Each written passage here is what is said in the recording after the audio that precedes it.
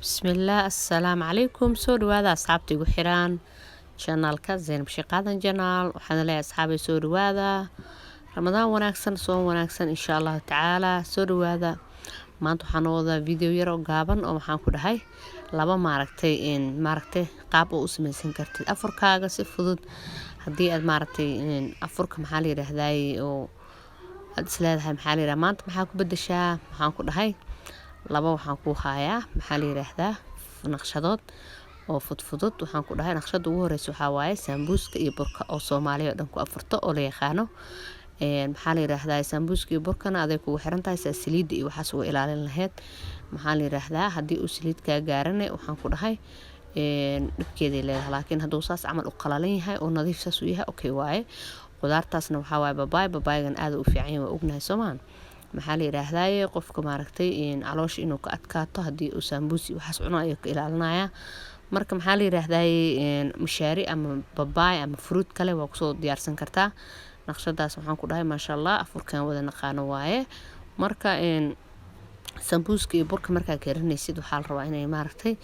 ay ku ahaadaan wax maaragtay la dareemi karo inaad cuno karisay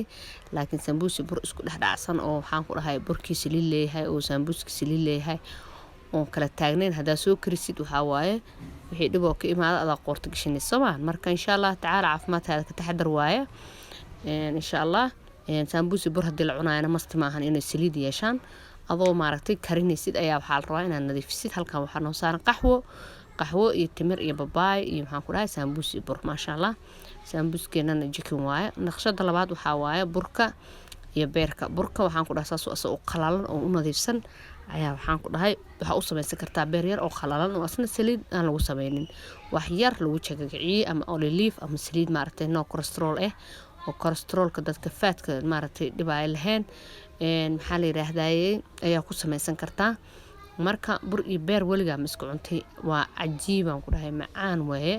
soo tijaabi waa beer ari iyo maxaa la yiraahdaa bur afurka dhigan kartaa beerka ariga burka aad isku macaan yihiin maaragtay subaxdii sawaayad hada inta karsto kulay la beer u karsidid si isku macaan amal ayay maaragtay isugu fiican yihiin mid kale cuntada afurka oo kale iyo cunto dhanba hadii aad maaragtay karinaysid ama hadii aad diyaarinaysid ayagoo kulul ayay fiican yihiin inaad cuno marka afurka inaad inta duhurkii gashid jikada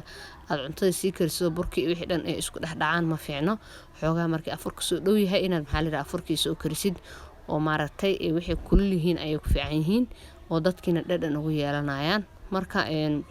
aniga markii wax yar ka hor oo adinka marka u dhaca kadib aan beerka kariyay burkana wax yar ka hor aan kariyay intii maaragtay la tukanayay ayaa beerka sii karinayay markaasoo kulul oo qiicay iyo beerkii maaragtay burkii kulul ayaan maxaa la yiraahdaa bur qofkan u aqoonin ma qof Soomaali bur aqoonin jiro laakiin waa madhaasi mida u taqaanin waa saas marka insha Allah tacaala soo dhawaada asxaabay insha Allah tacaala burka iyo beerka hawl fudud waaye sambuuska daa ka waxsanaysid burka saana ugu samaysan kartaa beer maasha Allah assalaamu calaykum waraxmatullaahi wabarakaatuh